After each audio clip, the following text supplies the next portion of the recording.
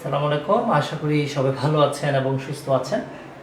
15তম জুডিশিয়ারির আজকে প্রথম ক্লাস আমাদের মিনিলা স্কুলের যারা ভর্তি হয়েছেন, তো সবার সুবিধার্থে আমরা প্রথম ক্লাসটা উন্মুক্ত রেখেছি সবার জন্য। রেজিস্ট্রেশন আইনের প্রথম ক্লাস, হোপফুলি সবাই দ্রুত জয়েন করবেন। অলরেডি আমাদের সাথে অনেকেই আপনারা জয়েন করেছেন দেখতে পাচ্ছি। বাকি যারা জয়েন করেনি দ্রুত জয়েন করবেন। ওকে, অনেকেই দেখতে পাচ্ছি। ফজলে রাব্বি রিফাত ভাইয়া জয়েন করেছে আমাদের সাথে। ভাইয়া আসসালামু আলাইকুম। আর অনেকেই জয়েন করছেন দেখতে পাচ্ছি। সবাই দ্রুত জয়েন করবেন। নেক্সট ক্লাসটা আমরা আমাদের যেটা প্রাইভেট গ্রুপ আছে ওখানে আমাদের ক্লাসটা অনুষ্ঠিত হবে। তো আজকের ক্লাসটা আমরা সবার জন্য উন্মুক্ত রেখেছি যাতে সবাই ক্লাসটা করতে পারে। অলরেডি অনেকেই আপনারা জয়েন করেছেন আমাদের সাথে দেখতে পাচ্ছি। ওকে, আজকে আমাদের সাথে আছে আমাদের সবারই প্রিয় কাউসার মাহমুদ স্যার আছেন। স্যার একটু পরে ক্লাস শুরু করবেন। আমি স্যারকে অনুরোধ জানাবো ক্লাসটা শুরু করার জন্য। স্যার, সবাইকে স্বাগত জানাচ্ছি আজকের জুডিশিয়াল সার্ভিসের পরীক্ষার জন্য স্পেশাল লয়ের সেগমেন্টে। আজকে আমরা যে বিষয় নিয়ে আলোচনা করব সেটি হচ্ছে রেজিস্ট্রেশন অ্যাক্ট 1908 বা নিবন্ধন আইন 1908 সালের। এই আইনটিতে খুব ছোট একটি আইন, কিন্তু বেশ কিছু জটিল সেকশন আছে। এই সেকশনগুলিকে আমরা বিশ্লেষণ করব। আজকে আমাদের যে আলোচনার বিষয়বস্তু, এই আইনটাকে আমরা দুইটা ভাগে ভাগ করেছি ক্লাসের জন্য। সর্বপ্রথম আজকের ক্লাসে 27 নম্বর সেকশন পর্যন্ত আমরা চেষ্টা করব এমসিকিউর আলোকে আলোচনা করার। আর আগামী ক্লাসে হচ্ছে এর পরবর্তী যে গুরুত্বপূর্ণ সেকশনগুলো আছে সেগুলো বিশ্লেষণ এবং এমসিকিউর জন্য প্রাসঙ্গিক প্রশ্নগুলো নিয়ে আলাপ করব। তো আশা করি সবাই স্পষ্ট করে শুনতে পাচ্ছেন আমার কথাবার্তা। দেখেন, প্রথমে রেজিস্ট্রেশন অ্যাক্ট 1908-এর একটা উদ্দেশ্য বোঝা দরকার, তাহলে এই আইনটি তার যে প্রসঙ্গ সেটা আমাদের কাছে স্পষ্ট হয়ে ওঠে যে কী কারণে এই আইনটি প্রয়োজন হয়েছিল। এই আইনটি হচ্ছে নিবন্ধন আইন। বাংলাদেশে অনেক প্রকার নিবন্ধনের বিধিবিধান আছে। আপনারা জানেন যে মুসলিম ম্যারেজ অ্যান্ড ডিভোর্স রেজিস্ট্রেশনের একটা আইন আছে, আরও বেশ কিছু নিবন্ধনের প্রক্রিয়া আছে। কিন্তু এই আইনটা হচ্ছে মূলত মানুষের যে সম্পত্তি সংক্রান্ত যে লেনদেনগুলো হয়ে থাকে, এই লেনদেনগুলো নিয়ে যে ডকুমেন্টগুলো, যেটাকে আমরা আইনের ভাষায় বলি ইনস্ট্রুমেন্ট বা দলিল, এই দলিলগুলো নিবন্ধনের জন্য এই আইনটা করা হয়েছে। কী কারণে নিবন্ধনের প্রয়োজন হয়? দুটো প্রয়োজন। একটা হচ্ছে যেহেতু এগুলো স্থাবর সম্পত্তি সংক্রান্ত যে দলিল, সেগুলো খুবই গুরুত্বপূর্ণ। যে ব্যক্তি পর্যায়ে মানুষ একটা দলিল সম্পন্ন করে নিজের কাছে রেখে দিলে সেই দলিলের চিরস্থায়ী সংরক্ষণ বা হেফাজতের কোনো নিশ্চয়তা থাকে না। তো সেই ক্ষেত্রে সরকার একটা দপ্তরকে তৈরি করে দেয়, ওই দপ্তরে ওই দলিলগুলোর একটা কপি রাখা হবে, এটাকেই বলা হয় নিবন্ধন। দ্বিতীয় যে উদ্দেশ্য আইনটার সেটি হচ্ছে এই সমস্ত স্থাবর সম্পত্তি সংক্রান্ত লেনদেনগুলো থেকে সরকার একটা রাজস্ব আহরণ, অর্থাৎ প্রতি নিবন্ধনের বিপরীতে সরকার একটা নিবন্ধন ফি চার্জ করে, তো এটি থেকে সরকার একটি রাজস্ব বা রেভিনিউ কালেক্ট করে।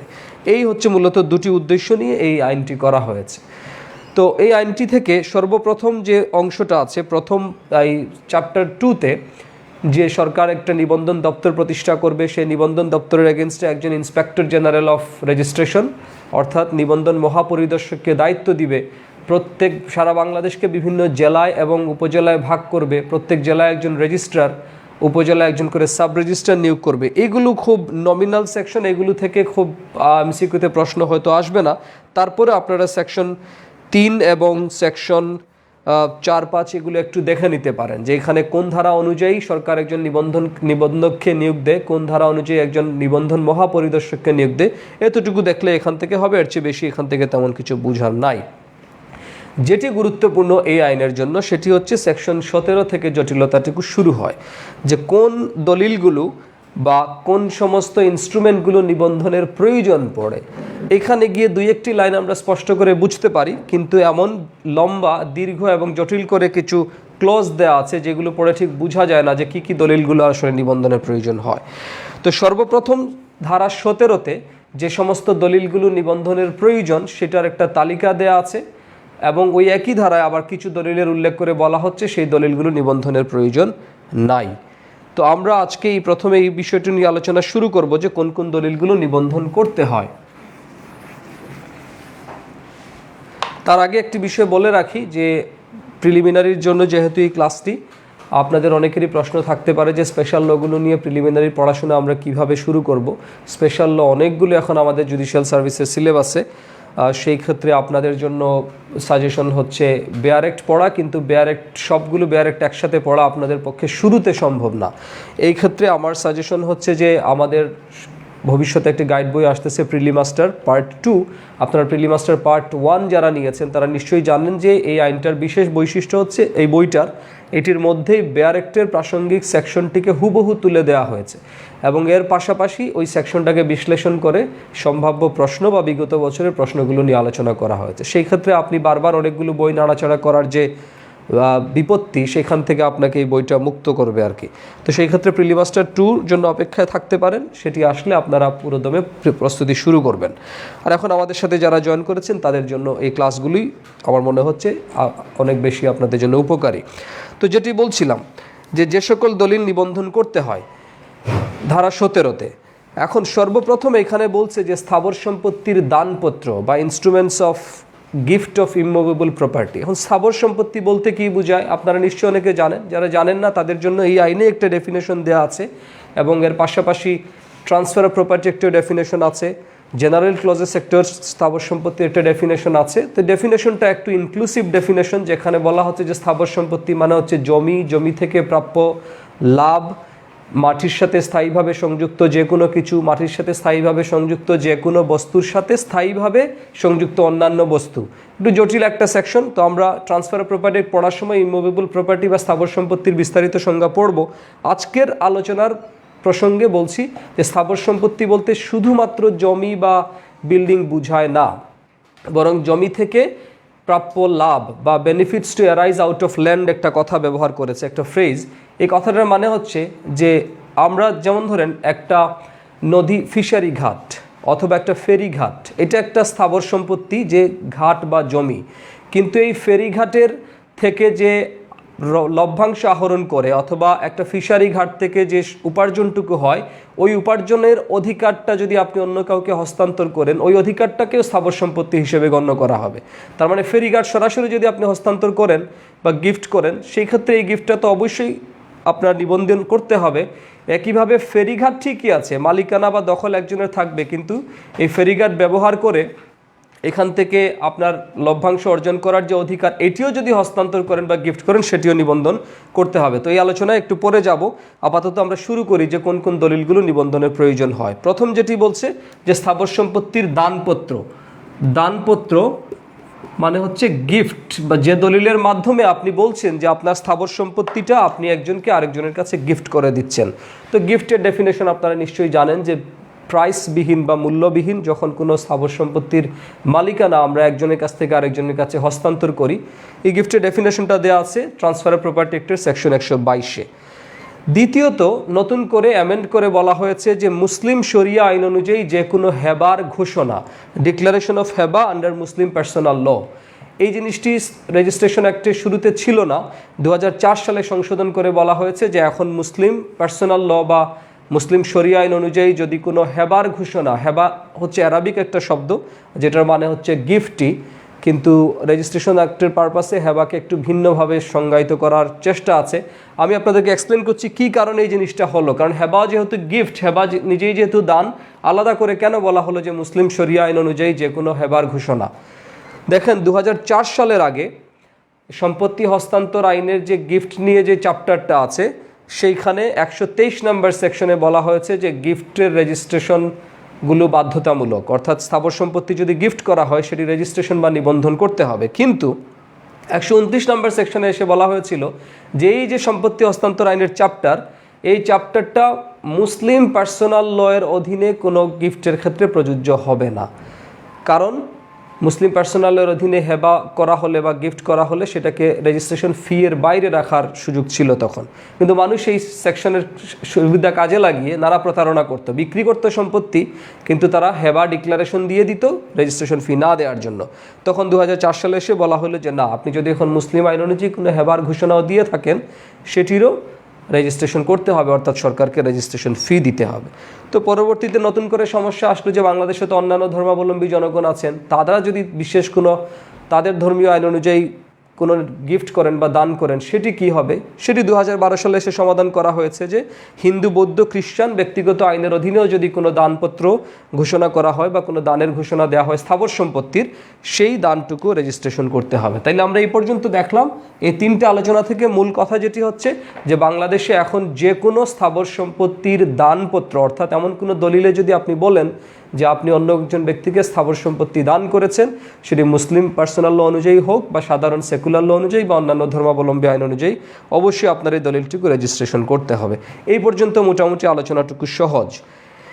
এরপরে সে বলছে যে এনি নন টেস্টামেন্টারি ইনস্ট্রুমেন্টস, নন টেস্টামেন্টারি বা আমরা এটাকে বলি উইল ব্যতীত, উইল ব্যতীত অন্যান্য কোনো দলিল। ঠিক আছে, দেখেন এখানে আর কিছু বলে নাই যে বিক্রয় দলিল এই সেই, যদিও আমাদের সম্পত্তি হস্তান্তর আইনে বলা আছে বিক্রয় দলিলও নিবন্ধন করতে হবে। এখানে বলছে যে ক্লজ বিতে 17 নম্বর ধারায় যে উইল ব্যতীত অন্যান্য দলিল যা স্থাবর সম্পত্তিতে কোনো অধিকার, কোনো সত্য, কোনো স্বার্থ সৃষ্টি করে, অবসান করে, কোনো কিছু অর্পণ করে বা স্থাবর সম্পত্তির কোনো সত্য, স্বার্থ বা অধিকার সীমিত করে। এখন এই ব্যাখ্যাটা, এই ক্লজটার মানে কি?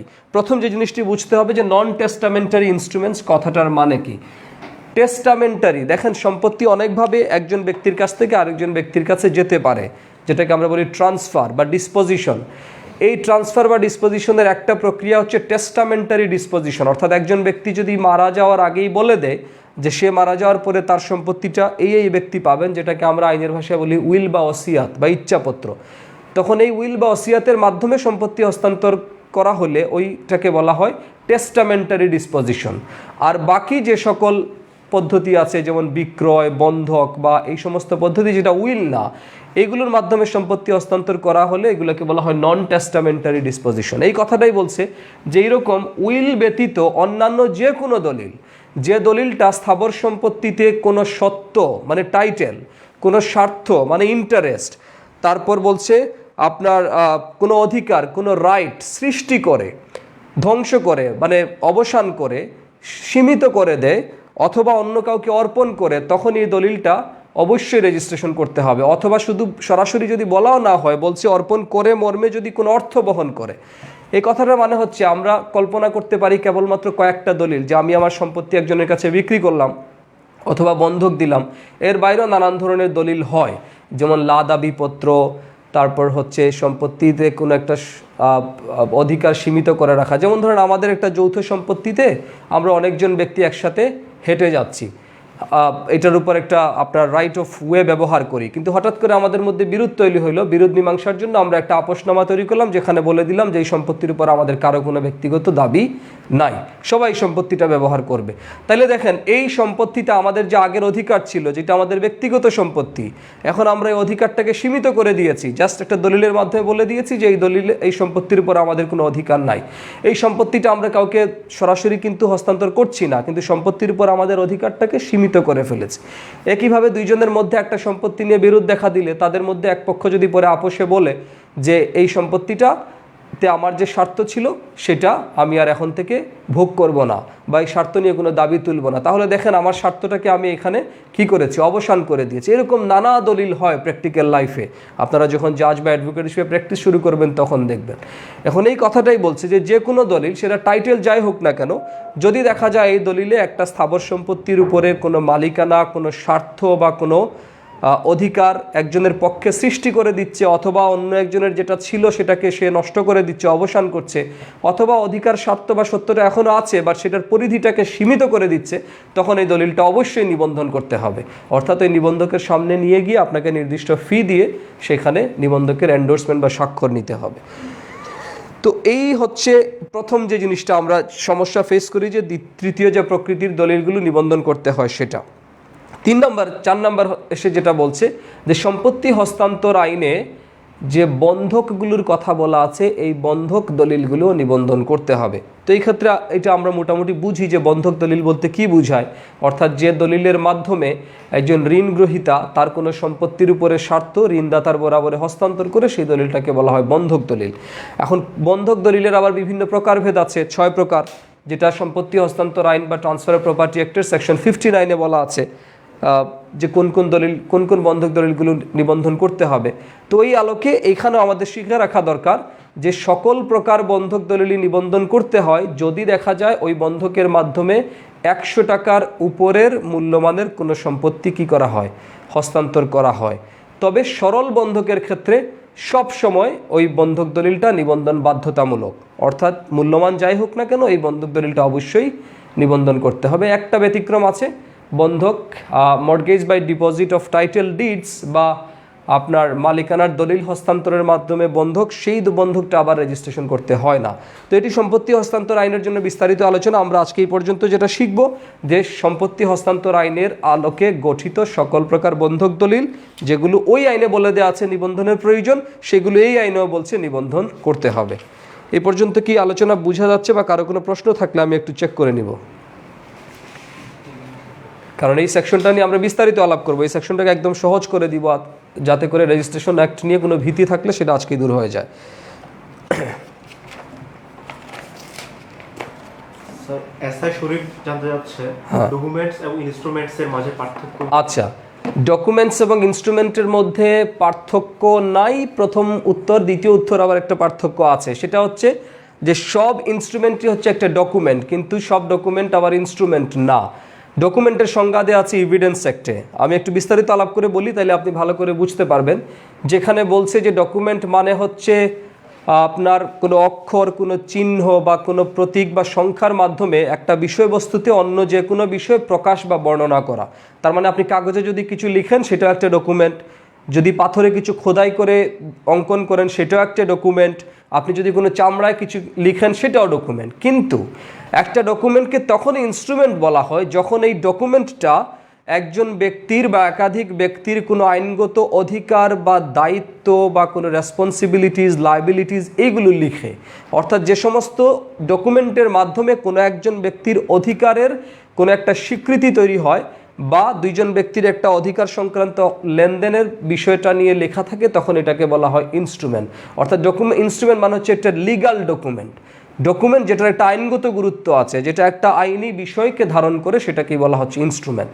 যদি ইনস্ট্রুমেন্টের সাধারণ অর্থ আমরা বুঝি বাদ্যযন্ত্র বা সেই, কিন্তু এটাও একটা যন্ত্র, কারণ আইনের উদ্দেশ্যে এটাকে একটা যন্ত্র হিসেবে ব্যবহার করছি, যেটার মাধ্যমে আমরা অনেকগুলো ঘটনার সাক্ষ্য প্রমাণ। যেমন আপনি যখনই একটা ডকুমেন্টের মাধ্যমে জমি বিক্রি করছেন তখন এটা সাধারণ কোনো ডকুমেন্ট না, এটা একটা ইনস্ট্রুমেন্ট। ঠিক আছে, সো আশা করা যায় পার্থক্যটা বোঝা গেছে। আচ্ছা, এখন 4 নম্বর যে বিষয়টি, যে প্রকার দলিলগুলো নিবন্ধন করতে হয়, সেটা হচ্ছে যে লিজের ক্ষেত্রে বলছে বছর হতে বছর বা 1 বছরের অধিক মেয়াদের জন্য বা বাৎসরিক খাজনা সংরক্ষণ ক্রমে যে সমস্ত স্থাবর সম্পত্তির ইজারা দলিল। এখন এইখানে যদি সহজ করে বলতো যে সকল ইজারা দলিল আমাদেরকে স্থাবর সম্পত্তির ইজারা দলিল নিবন্ধন করতে হয় আমরা বুঝতাম, কিন্তু জটিল করে ফেলেছে, অনেকগুলো কথাবার্তা বলে যে বছর হতে বছর অথবা 1 বছরের অধিক মেয়াদের ইজারা অথবা বাৎসরিক খাজনা সংরক্ষণ ক্রমে যে সমস্ত ইজারা দলিলগুলো তৈরি হয়। তাহলে প্রথম বোঝা দরকার যে ইজারা জিনিসটা কি। ইজারা বা লিজের সংজ্ঞা দেওয়া আছে সম্পত্তি হস্তান্তর আইনের ধারা 105-এ ট্রান্সফার অফ প্রপার্টি অ্যাক্টের। ওখানে জাস্ট বলছে যে একজন ব্যক্তি যখন তার স্থাবর সম্পত্তি ভোগ করার অধিকার অন্য একজন ব্যক্তিকে অর্পণ করেন, তখন এই অধিকার অর্পণ করাটাকে বলা হবে ইজারা বা লিজ। এখন লিজের আবার বিভিন্ন মেয়াদ আছে, যেমন আমরা যে বাড়ি ভাড়া নিয়ে অন্যদের বাড়িতে বসবাস করি, এটাও একটা লিজ। ঠিক আছে, কিন্তু এর বাইরেও আর অনেক প্রকৃতির লিজ আছে।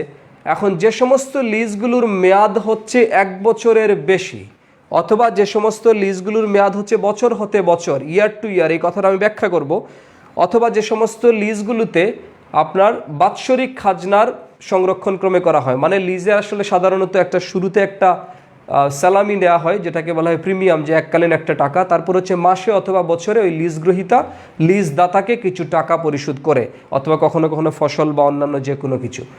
তো এই কথাটাই বলছে, যদি একটা লিজের বিপরীতে যদি মুনাফাটা বা খাজনাটা বা লিজের যে রেন্টটা, ভাড়া, সেটা যদি বছর হিসেবে দেওয়া হয়, তাহলে ওই লিজটা অবশ্যই নিবন্ধন করতে হবে। যদি কোনো লিজের মেয়াদ 1 বছরের বেশি থাকে, সেক্ষেত্রে ওই লিজের দলিলটা অবশ্যই নিবন্ধন করতে হবে। যদি কোনো লিজ হচ্ছে বছর হতে বছর, ইয়ার টু ইয়ার লিজ, এই কথাটার মানে কি, এটার ব্যাখ্যা দিয়েছে সম্পত্তি হস্তান্তর আইনের ধারা 106-এ। ওখানে লিজের মেয়াদ বলছে যে কোন ধরনের লিজের কত মেয়াদ হিসেবে ধরে নেওয়া হবে? বলছে আপনি যদি কোনো স্থাবর সম্পত্তি কোনো ব্যক্তিকে কৃষি কাজের জন্য লিজ দিয়ে দেন, অথবা কোনো উৎপাদন খাতে ব্যবহার করার জন্য, যেমন কোনো ইন্ডাস্ট্রি তৈরি করার জন্য লিজ দেন, তাহলে ধরে নেওয়া হবে ওই লিজটার মেয়াদ হচ্ছে বছর হতে বছর, মানে অন্তত 1 বছর এই লিজটার মেয়াদ থাকবে, আর রিনিউ হওয়া মাত্রই পরবর্তী আরেক বছরের জন্য এই লিজটার মেয়াদ হবে। আর বাকি সকল লিজ, অর্থাৎ অন্য যে কোনো কাজে যদি আপনি স্থাবর সম্পত্তি কাউকে লিজ দেন, তাহলে লিজগুলোর মেয়াদ ধরে নেওয়া হবে মান্থ টু মান্থ, মানে মাসিক। এই যে আমরা ভাড়াটিয়া হিসেবে অন্যদের বাড়ি লিজ নেই, এগুলো হচ্ছে মাসিক লিজ। বাড়িওয়ালা চাইলে আমাদেরকে 15 দিনের নোটিশ দিয়ে বাড়ি থেকে বের করে দিতে পারবে, আমরাও চাইলে 15 দিনের নোটিশ দিয়ে সেই বাড়ি ছেড়ে আসতে পারবো, যদি না ভাড়াটিয়ার চুক্তিতে অন্য কিছু থাকে। তো ওই সেকশন 106টা যদি আমরা ভালো করে বুঝি ট্রান্সফার অফ প্রপার্টি অ্যাক্টের, তাহলে এই জিনিসটাও বোঝা যায়। আমি আবার বলছি যে সমস্ত লিজগুলো হচ্ছে বছর হতে বছর, মানে যে সমস্ত লিজগুলো ন্যূনতম মেয়াদ হচ্ছে 1 বছর, নবায়ন করা হলে আরও 1 বছর হবে, এবং এই সমস্ত লিজ বাদ দিতে গেলে ন্যূনতম 6 মাসের নোটিশ দিতে হয়, এই লিজ দলিলগুলো অবশ্যই নিবন্ধন করতে হবে। অথবা যদি দেখা যায় যে কোনো একটা লিজে স্পেসিফিক্যালি বলে দেয় আছে যে এই লিজটার মেয়াদ হচ্ছে 5 বছর, 10 বছর, 6 বছর, মানে 1 বছরের বেশি, তাহলে ওই লিজ দলিলটাও নিবন্ধন করতে হবে। আর কোনো লিজে যদি দেখা যায় লিজ দাতা বাৎসরিক মুনাফা অর্জন করে, তাহলে সেই লিজটা অবশ্যই নিবন্ধন করতে হবে। অর্থাৎ বছর হিসেবে যদি সে ভাড়া কালেক্ট করে একটা লিজের বিনিময়ে, সেই লিজটাও অবশ্যই নিবন্ধন করতে হবে। এ পর্যায়ে কারো কোনো প্রশ্ন থাকলে আমি আরেকবার একটু যেহেতু একটু জটিল বিষয় নিয়ে আলাপ করছি, প্রশ্ন থাকতে পারে।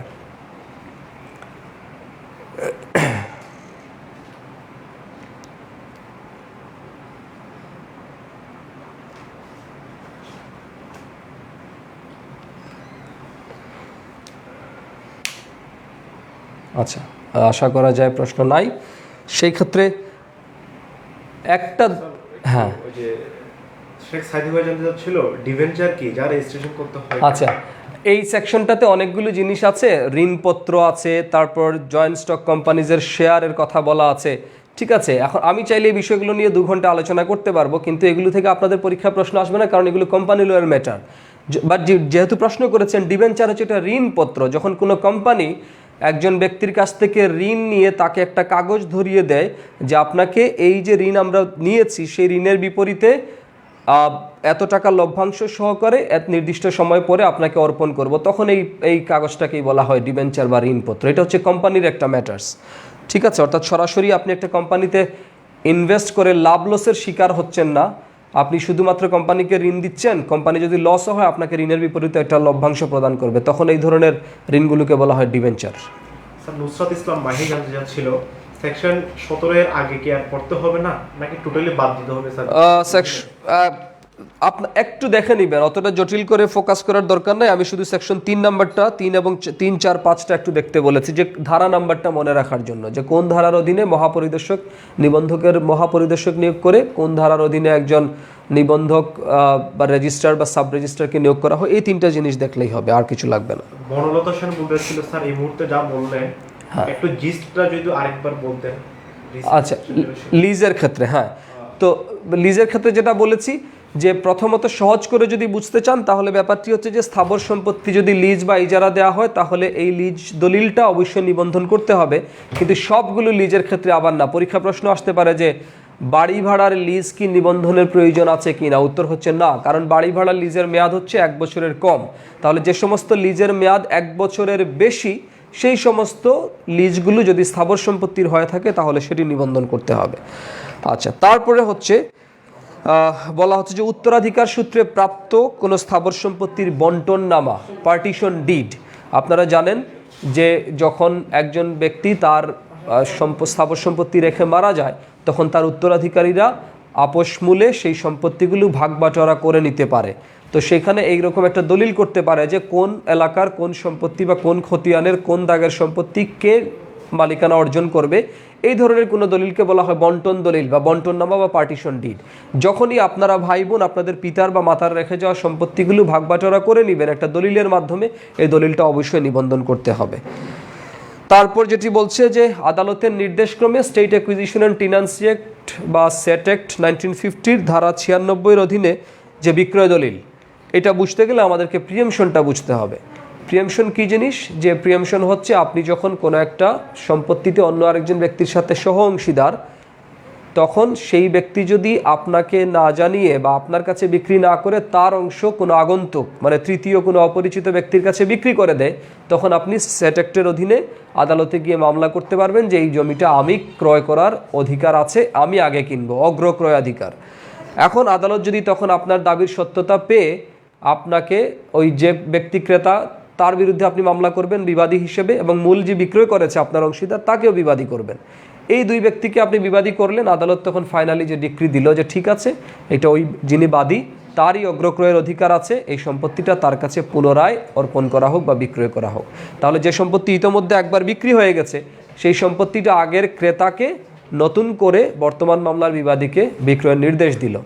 এখন এই যে এটাকে বলা হচ্ছে সেট অ্যাক্টের অধীনে আদালত কর্তৃক বিক্রয়ের যে দলিল, এখন এই দলিলটা আবার নিবন্ধন করতে হবে। অর্থাৎ একটা সম্পত্তি ইতোমধ্যে দুইজন ব্যক্তির মধ্যে বিক্রয় হয়েছে, কিন্তু আগের ক্রেতা সম্পত্তিটা বর্তমান মামলার বাদীর কাছে পুনরায় বিক্রয় করবে, এই বিক্রয় দলিলটাও নিবন্ধন করতে হয়। অর্থাৎ সহজ করে বললে প্রিএমশন মামলার অধীনে যখন কোনো সম্পত্তি একজন ব্যক্তি অর্জন করে সেই সম্পত্তি অর্জনের দলিলটাকেও নিবন্ধন করতে হবে।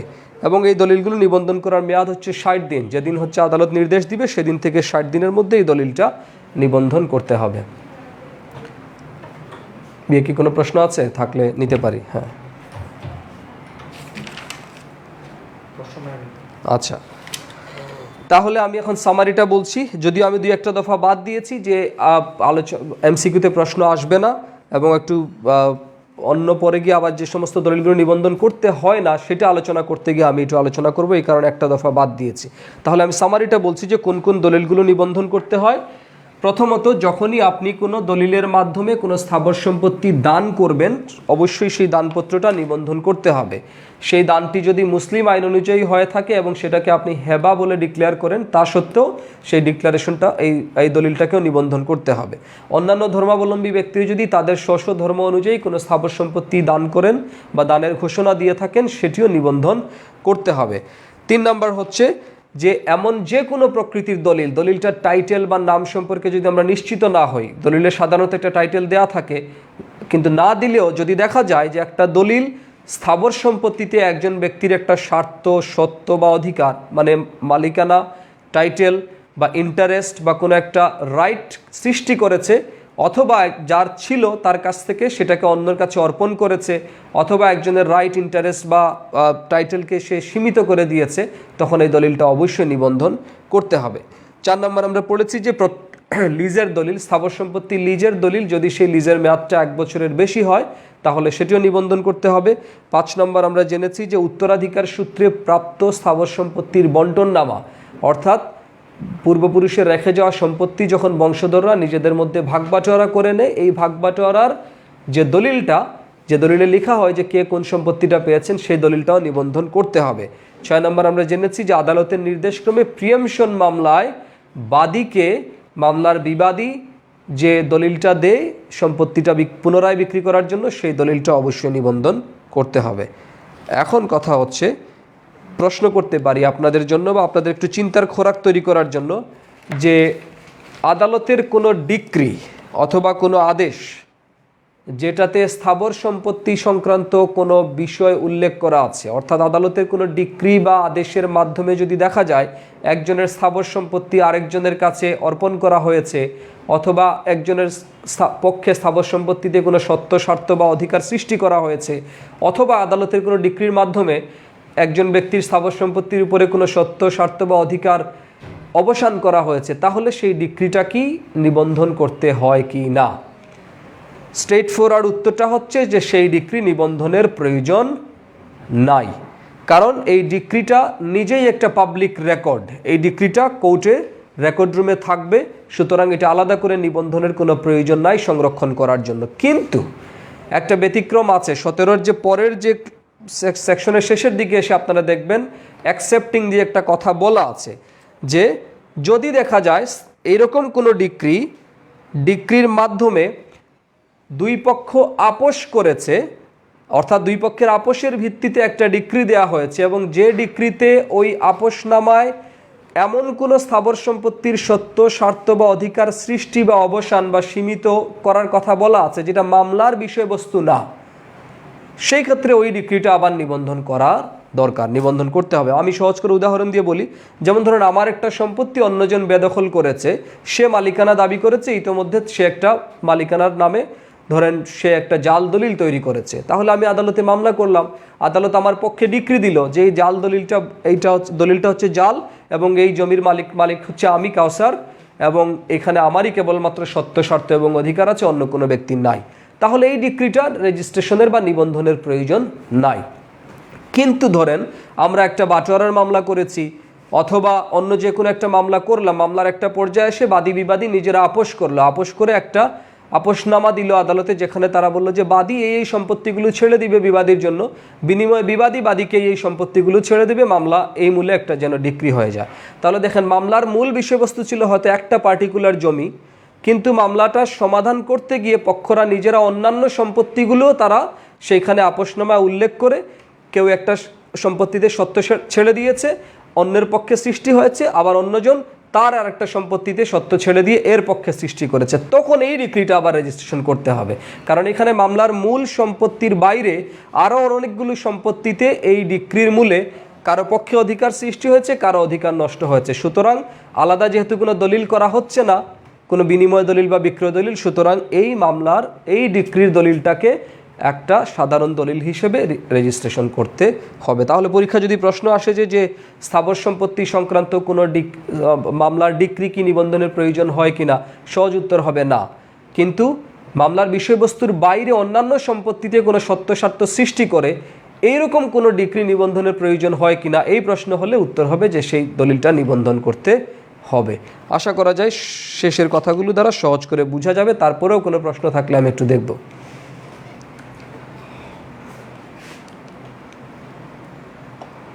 খায়রুম হীরা আপু অলরেডি তার উত্তর পেয়ে গেলেন আশা করি। Which degree should be registered প্রশ্ন ছিল।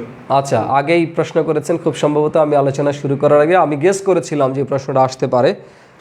হ্যাঁ, আর কিছু? আচ্ছা, আরেকটা কথা বলছে যে certificate of sale to the purchaser of any property sold by public auction, যে গণনিলামের মাধ্যমে কোনো স্থাবর সম্পত্তি বিক্রয় করা হলে সেই সম্পত্তির ক্রেতাকে যে সার্টিফিকেট ইস্যু করা হয় সেটা নিবন্ধনের প্রয়োজন হয় কিনা। বা পরীক্ষা প্রশ্ন আসতে পারে যে আদালতের মাধ্যমে কোনো সম্পত্তি নিলাম বিক্রয় হলে এই বিক্রয় দলিলের ক্রেতাকে কোনো সার্টিফিকেট ইস্যু করা হলে, অথবা আরও সংক্ষেপে বলতে পারে যে আদালতের মাধ্যমে কোনো নিলাম বিক্রয় করা হলে স্থাবর সম্পত্তি, সেই নিলাম ক্রেতার যে দলিল সেটা নিবন্ধনের প্রয়োজন পড়ে কিনা। উত্তরটা পরে দিচ্ছি, আগে বুঝিয়ে বলি যে আদালতের মাধ্যমে নিলাম বিক্রয় বা গণনিলামের মাধ্যমে স্থাবর সম্পত্তির ক্রেতাকে সার্টিফিকেট ইস্যু করা বলতে আসলে কি বোঝায়। আপনারা জানেন যে দেওয়ানি মামলায় যখন ডিক্রি জারি কার্যক্রম শুরু হয়, অর্থাৎ এক্সিকিউশন স্টেজে এসে জাজমেন্ট ডেটর বা সাব্যস্ত দেনাদারের কোনো সম্পত্তি আদালত নিলামে তুলে বিক্রি করতে পারে। যেমন ধরেন টাকা আদায়ের মামলায় আপনি কারো কাছে টাকা পান, আদালত তার বিরুদ্ধে ডিক্রি দিয়েছে যে সে আপনাকে 10 লাখ টাকা বা 10 কোটি টাকা পরিশোধ করবে, কিন্তু সে যদি পরিশোধ না করে তখন কি করা হবে আমরা জানি যে অর্ডার 41 অনুযায়ী তার সম্পত্তিটা কি করতে পারে, আদালত ক্রোক বা অ্যাটাচ করে তারপর সেটা বিক্রি করে, নিলামে বিক্রি করে যে টাকা পাবে সেটা পাওনাদারকে পরিশোধ করবে। এখন এই যে আদালতের মাধ্যমে নিলাম বিক্রয়, এই নিলাম বিক্রয়ের মাধ্যমে যখন কোনো সম্পত্তি কেউ ক্রয় করে তখন তো সম্পত্তির মূল মালিক ক্রেতাকে কোনো দলিল অর্পণ করে না, সাধারণ বিক্রয় দলিল তো করছে না। তাহলে সে কিভাবে এই জমির মালিকানা অর্জন করে, তার এটার সপক্ষে তার প্রমাণটা কি? সব প্রমাণটা হচ্ছে অর্ডার 21-এর রুল 94 একটা কথা বলে দিয়েছে যে এইভাবে যখন কোনো নিলাম বিক্রয় চূড়ান্তভাবে সম্পন্ন হয় তখন আদালত এই নিলাম বিক্রয়ের ক্রেতার পক্ষে একটা সার্টিফিকেট ইস্যু করবে, একটা প্রত্যয়নপত্র ইস্যু করবে যে এই ব্যক্তির মালিকানাধীন এই সংশ্লিষ্ট জমিটা অমুক ব্যক্তি বরাবর এত তারিখ এই মামলার জারি কার্যক্রমের মূলে বিক্রি করা হয়েছে, এবং এই ক্রেতার আলাদা কোনো দলিলের প্রয়োজন হবে না, এই দলিলটাই এই ক্রেতার মালিকানার প্রমাণ হয়ে যাবে। এখন বলছে যে এইরকম কোনো সার্টিফিকেট অফ সেল, অর্থাৎ এইরকম কোনো বিক্রয়ের যে প্রত্যয়নপত্র যেটা আদালত ইস্যু করে নিলাম বিক্রয়ের মাধ্যমে, সেই প্রত্যয়নপত্রটা আলাদা করে রেজিস্ট্রেশনের প্রয়োজন নাই। কেন নাই? কারণ এখানে আদালতের সিল এবং স্বাক্ষর আছেই এবং এর একটা কপি আদালতের রেকর্ডেই থাকবে, সুতরাং এটাকে আলাদা করে নিবন্ধকের কাছে নিয়ে রেকর্ড রাখার কোনো প্রয়োজন পড়ে না।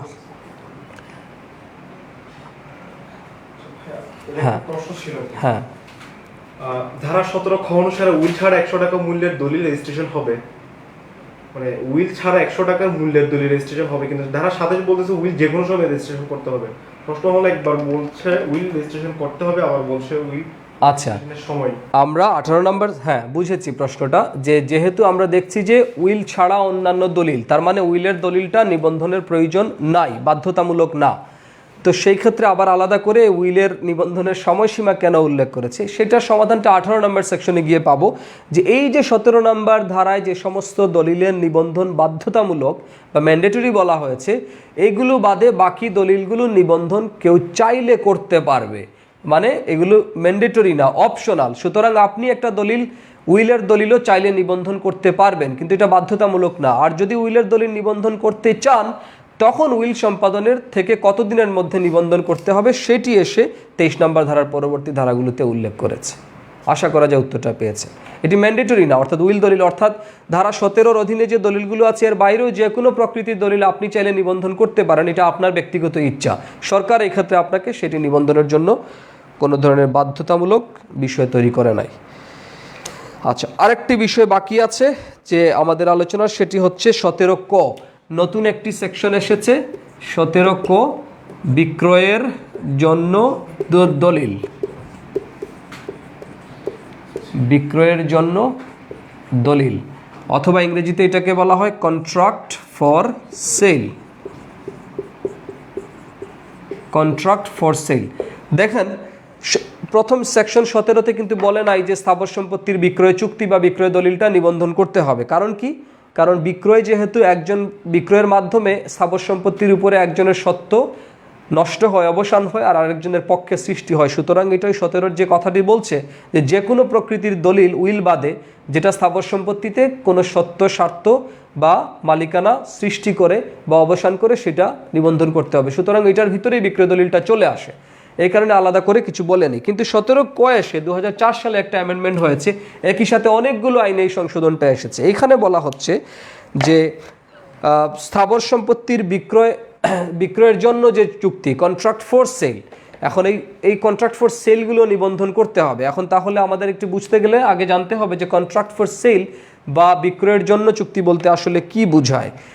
দেখেন, স্থাবর সম্পত্তি বিক্রয় যেহেতু একটু জটিল প্রক্রিয়া এবং সম্পত্তির মালিকানা, কাগজপত্র, দলিল এগুলি সবসময় রেডিমেড পরীক্ষা করা যায় না যে এই সম্পত্তি যে বিক্রি করতে চাচ্ছে আসলেই তার কিনা।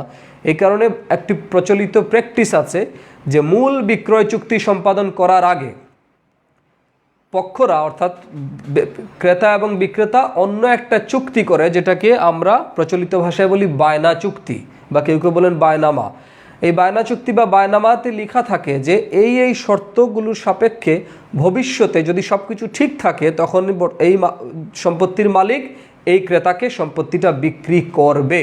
কিন্তু ওই দলিল নিজেই কি করে না, কোনো সম্পত্তিতে কারো পক্ষে কোনো স্বার্থ সৃষ্টি করে না বা সম্পত্তি সরাসরি বিক্রি করে না। অর্থাৎ ভবিষ্যতে একটা বিক্রয়ের দলিল সম্পাদন হবে, একটা ইনস্ট্রুমেন্ট অফ সেল, যেটা যে দলিলের মাধ্যমে সরাসরি সম্পত্তিটা বিক্রি করা হয় সেই দলিলটাকে বলা হয় ইনস্ট্রুমেন্ট অফ সেল বা সেল কন্ট্রাক্ট। সংক্ষেপে বললে সেল কন্ট্রাক্ট লিখতে হবে এইভাবে, সেল কন্ট্রাক্ট।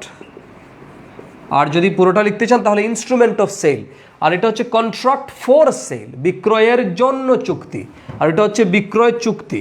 এখন মূল বিক্রয় চুক্তি করার আগে অনেক সময় দেখা যায় যে পক্ষরা আলাদা একটা চুক্তি করে যেখানে তারা প্রাথমিক কিছু শর্ত তৈরি করে, অর্থাৎ একটা মেমোরান্ডাম অফ আন্ডারস্ট্যান্ডিং, মানে নিজেদের পক্ষে একটা সমঝোতা তারা তৈরি করে, যেই সমঝোতা যদি অনুযায়ী ভবিষ্যতে সব কিছু ঠিকমতো যায় তখন তারা ভবিষ্যতে একটা তারিখে গিয়ে মূল বিক্রয় চুক্তিটা করে সম্পত্তিটা অন্যজনকে বিক্রি করে দিবে। এখন 2004 সালের আগে এই ধরনের বিক্রয়ের জন্য চুক্তি বা কন্ট্রাক্ট ফর সেল নিবন্ধনের প্রয়োজন ছিল না। তো যেহেতু ছিল না, এইখান থেকে বাজারে অনেকগুলো প্রতারণামূলক প্র্যাকটিস হতো, যে এক পক্ষের সাথে বিক্রয়ের জন্য চুক্তি বা বায়নামা চুক্তি করে একই সম্পত্তি সে পরে আরেকজনের কাছে সরাসরি বিক্রি করে দিয়েছে। এই প্রতারণাটুকু আটকানোর জন্য 2004 সালে এসে বলা হলো যে স্থাবর সম্পত্তির জন্য এইরকম বায়না চুক্তি করা হলে বা কন্ট্রাক্ট ফর সেল করা হলে সেটিও এখন থেকে নিবন্ধন করতে হবে। এবং এই একই সাথে ট্রান্সফার অফ প্রপার্টি অ্যাক্টের সেকশন 54 এবং স্পেসিফিক রিলিফ অ্যাক্টের সেকশন 21A, এসআর অ্যাক্টে আর টিপি অ্যাক্টের সেকশন 54A, এইখানে এসে একই জিনিস অন্তর্ভুক্ত করা হয়েছে ওই আইনগুলোর প্রসঙ্গের প্রয়োজনে। সো এই তিনটা সেকশন একসাথেই পড়তে হবে, রেজিস্ট্রেশন অ্যাক্টের সেকশন 17A, টিপি অ্যাক্টের সেকশন 54A, এসআর অ্যাক্টের সেকশন 21A। কারণ আগে বায়না চুক্তি এইভাবে বায়না চুক্তির ভিত্তিতে আপনার চুক্তির সুনির্দিষ্ট কার্য সম্পাদনের মামলা করা যেত, কিন্তু 2004 সালে যখন বলা হলো যে বায়না চুক্তি নিবন্ধন করতে হবে, সুতরাং এখন এসআর অ্যাক্টে এসে বলা হচ্ছে অনিবন্ধিত বায়না চুক্তির ভিত্তিতে চুক্তির সুনির্দিষ্ট কার্য সম্পাদনের মামলা করা যাবে না। এটি বলে আমি আর ক্লাসটা জটিল করতে চাই না, এসআর অ্যাক্টে গিয়ে সেটি নিয়ে আলোচনা করব। কারো কোনো প্রশ্ন থাকলে অবশ্যই উত্তর দিতে পারি। হুকুমনামা যা মামলার বিষয়বস্তু ছাড়া এই ক্ষেত্রে উক্ত হুকুমনামা কি রেজিস্ট্রেশন করতে হবে? আরেকবার একটু। হুকুমনামা যা মামলার বিষয়বস্তু ছাড়া। আচ্ছা, হুকুমনামা বলতে আপনি বলছেন যে এই যে ডিক্রি যেটা বুঝাচ্ছে আর কি, তাই তো? হ্যাঁ, এই ক্ষেত্রে উক্ত হুকুমনামা কি রেজিস্ট্রেশন করতে হবে? হ্যাঁ, যদি দেখা যায় যে আদালতের কোনো ডিক্রিতে মামলার যে বিষয়বস্তু আছে ওই বিষয়বস্তুর বাইরে অন্য কোনো সম্পত্তি নিয়ে ওই ডিক্রিতে কোনো ব্যক্তির পক্ষে কোনো স্বার্থ সৃষ্টি করা হয় বা কারো স্বার্থ নষ্ট করা হয়, তখন সেটি নিবন্ধন করতে হবে। শুধু ডিক্রি না, এমনকি রোয়েদাদের কথা বলা আছে। রোয়েদাদ শব্দটি, রোয়েদাদ মানে অ্যাওয়ার্ড, মানে আরবিট্রেটরের সামনে বা সালিশ নিষ্পত্তিকারকের কাছ থেকে যদি কোনো অ্যাওয়ার্ড আসে, সেই অ্যাওয়ার্ডও যদি দেখা যায় যে বিষয় নিয়ে বিরোধ সেটির বাইরে অন্যান্য সম্পত্তিতে কারো অধিকার বা স্বার্থ সৃষ্টি করেছে, তাহলে সেই রোয়েদাদটিকেও আপনার নিবন্ধন করতে হবে। বাট অত জটিল প্রশ্ন থেকে এমসিকিউতে আসবে না, তবুও রিটেনের জন্য এগুলো জানা থাকলে আপনাদের সুবিধা। খায়রুম এরা আপু জানতে চাচ্ছিল, হ্যাঁ sir will you explain the rest of the portion of section 17 please? 17 সেকশনের রেস্ট। আচ্ছা, এই যে ডিবেঞ্চারের কথা বলছেন, ডিবেঞ্চার, তারপর share of the joint stock companies, সেগুলো থেকে প্রশ্ন আসবে না, এই কারণে আমি ওইভাবে আলোচনায় যাই নাই। কিন্তু এগুলো নিয়ে আপনি একটা ক্লাসে সামারিলি আলোচনা করা যাবে না। এই যে একটা কোম্পানির শেয়ার যদি আপনি কেনেন, ওই কোম্পানির শেয়ারে যদি আপনার পক্ষে কোনো স্থাবর সম্পত্তির অধিকার বা স্বার্থ সৃষ্টি করা থাকে, তারপরেও সেই শেয়ারের যে শেয়ার মানে একটা মালিকানার একটা দলিল, সেই দলিলটাকে আপনাকে নিবন্ধন করতে হবে না। ডিবেঞ্চার অর্থাৎ কোনো একটা কোম্পানিতে যদি আপনি ঋণ দিয়ে থাকেন আর সেই ঋণের এগেনস্টে যদি কোম্পানি আপনাকে কোনো স্থাবর সম্পত্তিতেও কোনো অধিকার দিয়ে থাকে, সেই ডিবেঞ্চারটাকেও নিবন্ধন করতে হবে না। এরকম কিছু কথাবার্তা বলা আছে। আর দু একটা বিষয় আমি যেটা বলেছি যে আপনার এই সেল সার্টিফিকেট, তারপর হচ্ছে আরেকটা জিনিস আছে যে কাউন্টার পার্ট অফ দ্য লিজের প্রতিলিপি। ঠিক আছে, যে counterpart of the lease বা লিজের প্রতিলিপিও নিবন্ধনের প্রয়োজন নাই। লিজের প্রতিলিপি মানে আপনারা জানেন, প্রতিলিপি বা কাউন্টার পার্ট মানে হচ্ছে আপনারা জানেন সাধারণত একটা চুক্তি যখন আমরা করি, সেই চুক্তিটার দুইটা হুবহু কপি হয় এবং প্রত্যেক কপিতে দেখা যায় যে চুক্তির দুই পক্ষই স্বাক্ষর করেন, অথবা এক পক্ষ স্বাক্ষর করে এই স্বাক্ষরকৃত কপিটা প্রতিপক্ষকে দেন আর প্রতিপক্ষ তার কপিটা স্বাক্ষর করে প্রথম পক্ষকে দেয়। এই যে একটা চুক্তির যে দুইটা হুবহু কপি, এই কপিগুলোকে বলা হয় প্রতিলিপি বা কাউন্টার পার্ট। তো বলছে একটা লিজের যদি একটা পার্ট যদি নিবন্ধিত হয়ে থাকে ইতোমধ্যে, তাহলে অন্য যে কাউন্টার পার্ট আছে সেটা নিবন্ধনের আলাদা করে কোনো প্রয়োজন নাই। তো এই সেকশনটা আমার কাছে পার্সোনালি ইন্টারেস্টিং, বাট অনেকের কাছেই অত ডিটেলস আলোচনায় গেলে অনেক বেশি টেরিফাইং হয়ে যেতে পারে। এই কারণে এমসিকিউর সম্ভাব্য প্রশ্নের আলোকে আমরা ক্লাসটিকে সাজিয়েছিলাম। সামনে সম্ভাব্য জানতে চাচ্ছিল, তাহলে কি বায়না একবার করে ফেললে তা পালন করা বাধ্যতামূলক? যদি কোনো পক্ষ বিক্রি বা ক্রয় না করতে চায়, পরবর্তী সময় কি পদক্ষেপ নেওয়া যায়? না, বায়না একবার করে ফেললে সেটা বাধ্যতামূলক না। আপনি চাইলে তো চুক্তি থেকে সরে আসতে পারবেন, কিন্তু বায়না চুক্তির ভিত্তিতে যেহেতু সুনির্দিষ্ট কার্য সম্পাদনের মামলা করা যায়, অর্থাৎ আপনি অন্যায্যভাবে যদি বায়না চুক্তি থেকে সরে আসেন, অপরপক্ষ এই বায়না চুক্তির আলোকে পরবর্তী চুক্তিটা সম্পাদনের জন্য, অর্থাৎ চুক্তি প্রবলের মামলা বা দলিল সম্পাদনের জন্য মামলা করতে পারবে।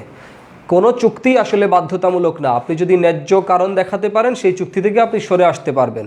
কিন্তু যদি অন্যায্যভাবে সরে আসেন, তাহলে সেই চুক্তিটা যদি স্থাবর সম্পত্তি হস্তান্তরের চুক্তি হয়, তাহলে আমরা জানি রেজিস্ট্রেশন অ্যাক্টের সেকশন 12, এসআর অ্যাক্টের সেকশন 12 অনুযায়ী যে স্থাবর সম্পত্তি হস্তান্তরের চুক্তি যদি আপনার অসম্পাদিত হয়, তাহলে যে পক্ষ অসম্পাদন করতে অস্বীকৃতি জানিয়েছে তার বিপক্ষের জন্য যে ক্ষতি হবে সেটা অপূরণীয় হিসেবে ধরা হয়। সুতরাং সেই ক্ষেত্রে সে সুনির্দিষ্ট কার্য সম্পাদনের মামলা করতে পারবে।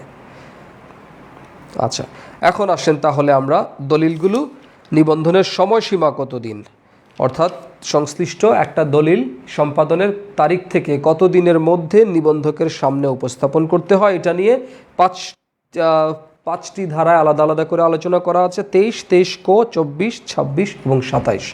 23 নম্বর ধারায় যেটি বলছে যে উইল ব্যতীত অন্যান্য যে কোনো দলিল, অর্থাৎ উইল ছাড়া বাকি সকল দলিল সম্পাদনের তারিখ হতে, সম্পাদন শব্দটার মানে কি, অর্থাৎ এই দলিলটাতে সংশ্লিষ্ট পক্ষরা স্বাক্ষর করেছেন এবং যদি দলিল প্রত্যয়নের ব্যাপার থাকে, অ্যাটাস্টেশন, তাহলে অ্যাটাস্ট যারা করবেন, প্রত্যয়ন করবেন, তারা প্রত্যয়ন করার পর থেকে বলা হবে দলিলটা সম্পাদন হয়েছে। এই সম্পাদনের তারিখ থেকে দলিল 3 মাসের মধ্যে নিবন্ধনের জন্য নিবন্ধকের কার্যালয়ে দাখিল করতে হবে। উইল বাদে, উইলের ক্ষেত্রে হচ্ছে 27 নম্বর সেকশনে বলছে যে উইল যে কোনো সময় আবেদন করা যায়, অর্থাৎ বহু বছরের পুরনো উইলও আপনি চাইলে এখন এসে নিবন্ধনের জন্য আবেদন করতে পারবেন, কিন্তু সেটি যেহেতু ম্যান্ডেটরি না, সুতরাং সাধারণত উইল নিবন্ধনের প্রয়োজন পড়ে না। দ্বিতীয়ত হচ্ছে কোনো ডিক্রি বা আদেশের নকল যদি নিবন্ধনের প্রয়োজন হয়, ওই যে আগের কথা যে বললাম যে কিছু কিছু ডিক্রি চাইলে নিবন্ধন বাধ্যতামূলক, আর কিছু ডিক্রি চাইলে আপনি নিবন্ধন করতে পারেন। তো যে সমস্ত ডিক্রি বা আদেশের নকল আপনি নিবন্ধন করতে চান বা নিবন্ধন করা বাধ্যতামূলক, সেগুলো হচ্ছে ডিক্রি বা আদেশের যে তারিখ সেদিন থেকে 3 মাসের মধ্যে, আর এই ডিক্রি বা আদেশ যদি আপিলযোগ্য হয় তাহলে আপিল নিষ্পত্তি হওয়ার বা আপিল চূড়ান্ত হওয়ার তারিখ থেকে 3 মাসের মধ্যে সেটি নিবন্ধনের জন্য আবেদন করতে হবে। এখানে একটি প্রশ্ন আসতে পারে যে কোথাও কোথাও 4 মাস লেখা আছে, এটা হচ্ছে 2004 সালের আগে 4 মাস ছিল, 2004 সালে সংশোধন করে এটিকে 3 মাস করা হয়েছে, যে এখন দলিল সম্পাদনের তারিখ হতে 3 মাসের মধ্যে নিবন্ধনের জন্য আবেদন করতে হবে। তারপর হচ্ছে 24 নম্বর ধারা এসে বলছে যখন কোনো দলিল ভিন্ন ভিন্ন ব্যক্তি আলাদা আলাদা সম্পাদন করেন, সেই ক্ষেত্রে ওই দলিল নিবন্ধন বা পুনর্নিবন্ধনের সময়সীমা হচ্ছে প্রত্যেক সম্পাদনের তারিখ হতে 4 মাস। এই ক্ষেত্রে এসে আবার 4 মাস ব্যবহার করেছে, 3 মাস না। এই কথাটার মানে কি, যে যখন কোনো দলিল ভিন্ন ভিন্ন ব্যক্তি ভিন্ন সময়ে সম্পাদন করেন।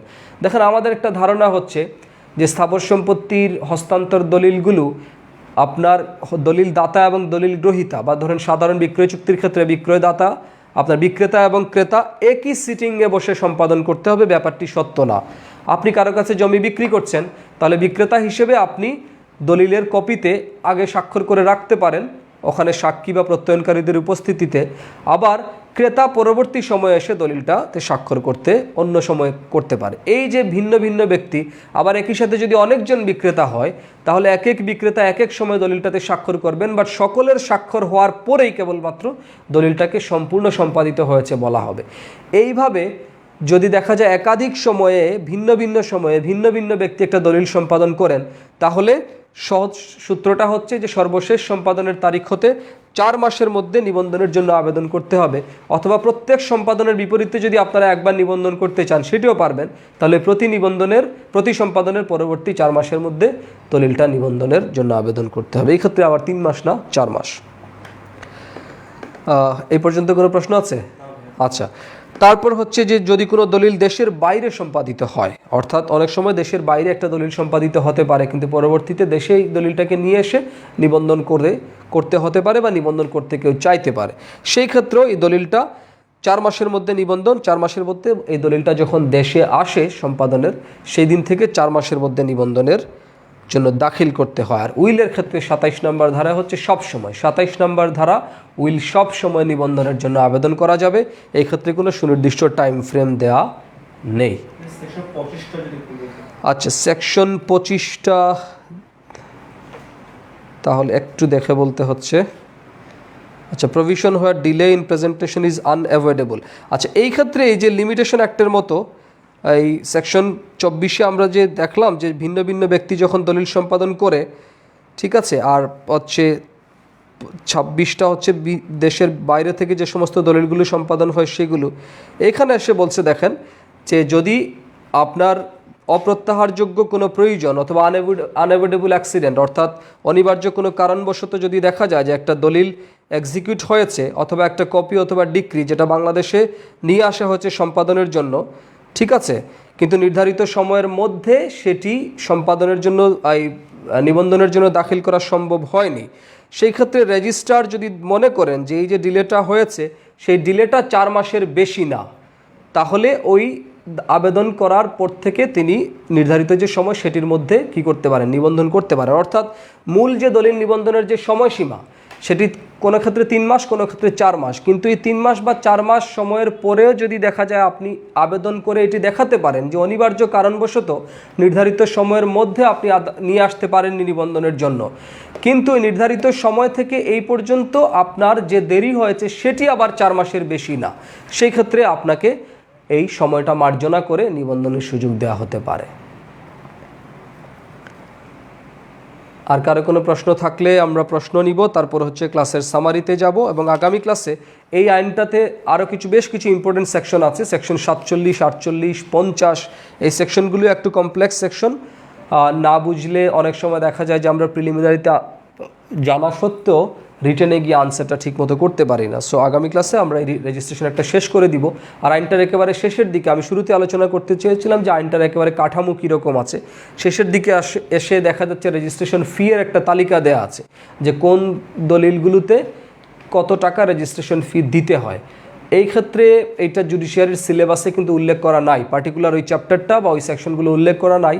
কিন্তু যেহেতু প্রিলিমিনারির জন্য আলাদা করে আসলে ওইরকম সিলেবাস থাকে না, আপনারা তাইলে ফি এর পরিমাণটা চেষ্টা করবেন মুখস্থ করে ফেলার। যদি খুব কঠিন মনে হয় কোনো একটা বিষয়, সেক্ষেত্রে সেটা বাদ দিতে পারেন, অত আর্জেন্সি সেখানে নাই।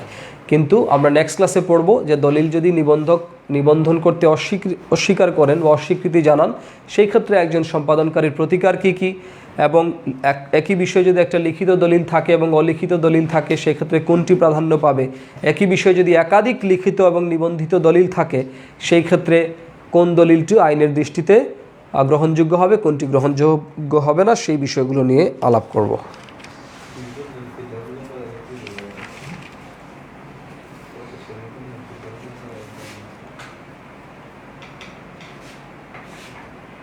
মাহবুব আফসারি নিষ্কাপ জানতে চাচ্ছিল ভাইয়া 23 এটা একটু যদি বলতে। আচ্ছা, 23 এটা আমি কি মিস করেছি? হ্যাঁ, 23 এটা বা 23 কটা মিস করেছি। এখানে বলছে যে যদি দেখা যায় কোনো দলিল দাখিল করতে ক্ষমতাবান নন এমন কোনো ব্যক্তি ওই দলিলটা একবার নিবন্ধন করে নেন, সেই ক্ষেত্রে পরবর্তীতে এই দলিলটা নিবন্ধনের জন্য দাখিল করার যে অধিকারী ব্যক্তি, তিনি ওই দলিলটা যে নিবন্ধন আগেরটা অবৈধ হয়েছে সেটা অবগত হওয়ার 4 মাসের মধ্যে আরেকবার সুযোগ পাবেন দলিলটা নিবন্ধন করার।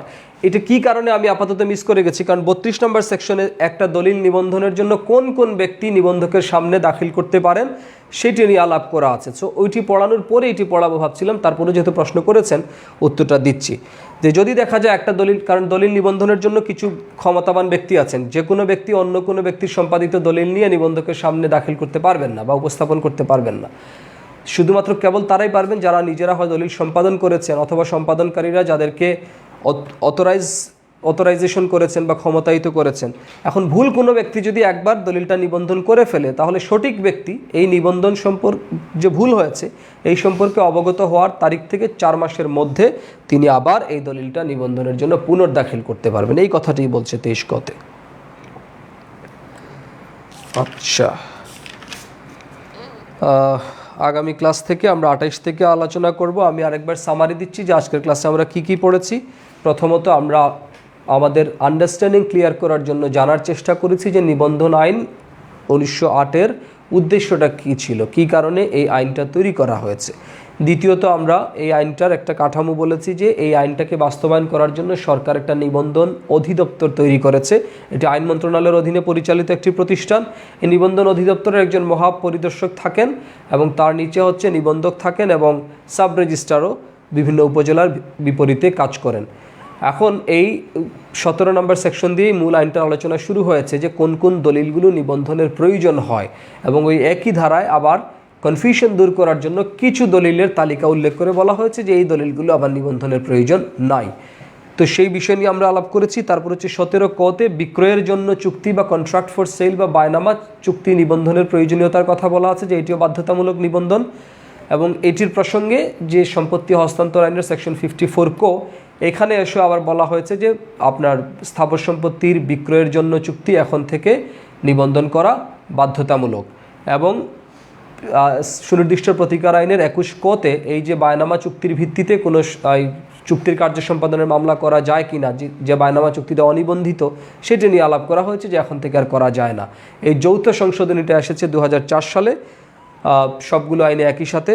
এবং তারপরে আমরা জেনেছি যে 18 নম্বর সেকশনে বলা হয়েছে বাকি সকল প্রকার দলিল নিবন্ধন করা হচ্ছে অপশনাল, কোনো ব্যক্তি চাইলে তিনি নিবন্ধন করতে পারেন।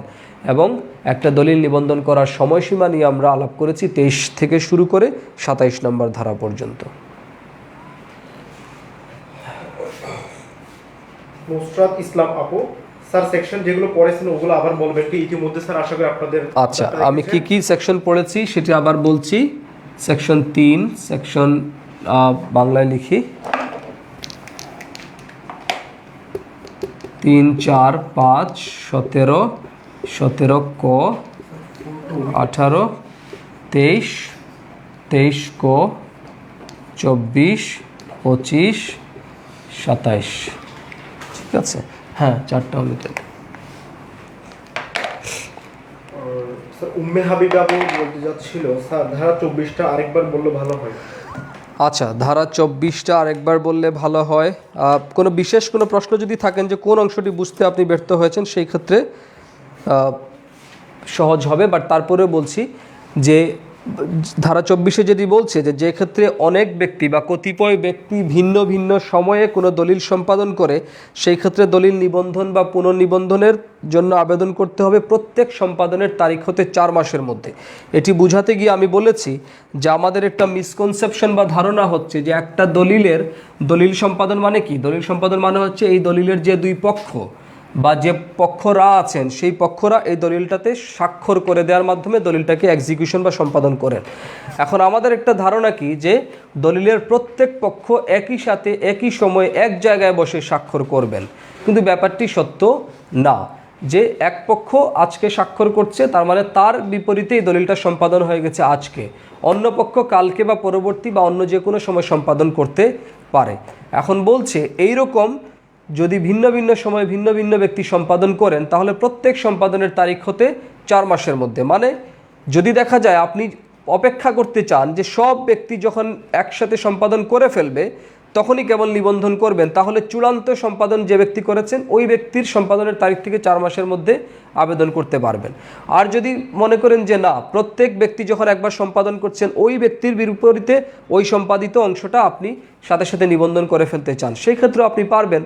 কারণ আমি বলেছি যে দলিলে অনেকগুলো প্রতিলিপি থাকে, যে বিক্রেতা তার প্রতিলিপিতে স্বাক্ষর করে দিয়েছে, তাহলে বিক্রেতার প্রতিলিপি তার স্বাক্ষর থেকে আপনি 4 মাসের মধ্যে আপনি সম্পাদনের জন্য আবেদন করতে পারবেন। ক্রেতা তার প্রতিলিপিতে আরও 2 মাস পরে স্বাক্ষর করেছে, তাহলে ক্রেতার এই স্বাক্ষরিত প্রতিলিপিটা সম্পাদনের জন্য আপনি ক্রেতার স্বাক্ষর থেকে 4 মাসের মধ্যে আবেদন করতে পারবেন। আর যদি দেখা যায় যে না, প্রতি সম্পাদনের পরে আপনি আবেদন করতে চান না, তাহলে ক্রেতা এবং বিক্রেতা দুইজনই যখন ফাইনালি স্বাক্ষর করে ফেলবে সেই চূড়ান্ত স্বাক্ষরের পরে পরবর্তী 4 মাসের মধ্যে আপনি আবার আবেদন করতে পারবেন।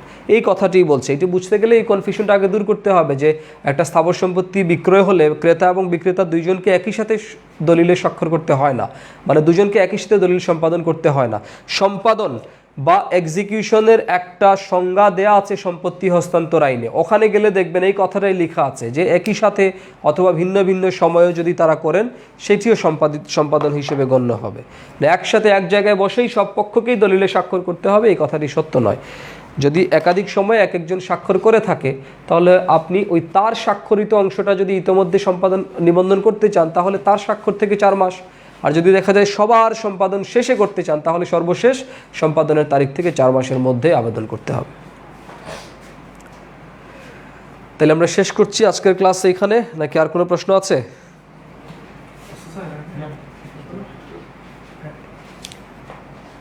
আচ্ছা, আপনাদের আর কোনো প্রশ্ন থাকলে দ্রুত করতে পারেন প্রশ্ন।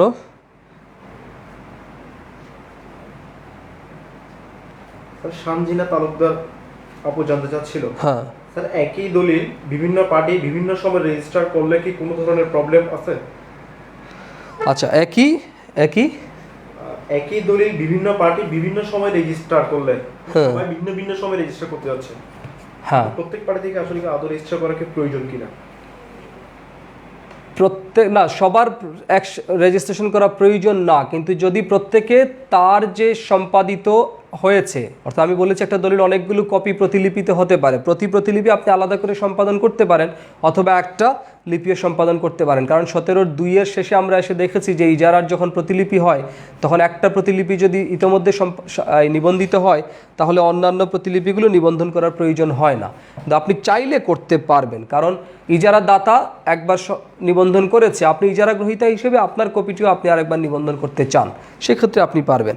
আচ্ছা, 17(2) নিয়ে কেউ একজন প্রশ্ন করেননি যে 17(2) বলেছেন যে সেটি কি?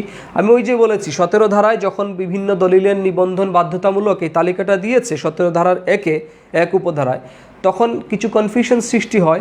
এই কনফিউশনগুলো দূর করার জন্য আবার 17-র 2 উপধারায় গিয়ে বলে দিয়েছে যে এই দলিলগুলো আবার নিবন্ধন করার বাধ্যতামূলক না। যেমন এই যে কোম্পানির শেয়ার, ডিবেঞ্চার, কম্পোজিশন ডিড, তারপর হচ্ছে আপনার এই যে সেল সার্টিফিকেট, এটুকুই। অর্থাৎ 17 ধারা 2 আলাদা কিছুই না। যখন এক উপধারায় একটা দলিলের তালিকা দেওয়া আছে যে এই তালিকা অনুযায়ী দলিলগুলো হচ্ছে নিবন্ধন করা বাধ্যতামূলক, আর 2-এ বলা আছে যেগুলো নিবন্ধন বাধ্যতামূলক না। এটি আলাদা করে নতুন কোনো দলিলের তালিকা দেয়নি, কিন্তু এক উপধারায় পড়তে গেলে আমাদের কিছু মনে হতে পারে যে এই দলিলগুলো ও করা বাধ্যতামূলক। যেমন এক উপধারায় বলে দিয়েছে যে কোনো প্রকৃতির দলিল যেটা স্থাবর সম্পত্তিতে কোনো সত্য স্বার্থ সৃষ্টি করে বা অবসান করে, তাহলে কিন্তু সেই দলিলটা যদি আবার দেখা যায় যে একটা ডিক্রি হয়, আদালতের একটা ডিক্রি হয়, সেটা নিবন্ধন করার প্রয়োজনীয়তা নাই। সেটি গিয়ে আবার 17-র উপধারা 2-এ বলা আছে। ঠিক আছে, তাইলে আজকের মতো এখানে ক্লাস শেষ করছি। আগামী ক্লাসে দেখা হবে আপনাদের সাথে রেজিস্ট্রেশন অ্যাক্টের বাকি অংশ নিয়ে আলোচনায়। সবাইকে ধন্যবাদ। হ্যাঁ।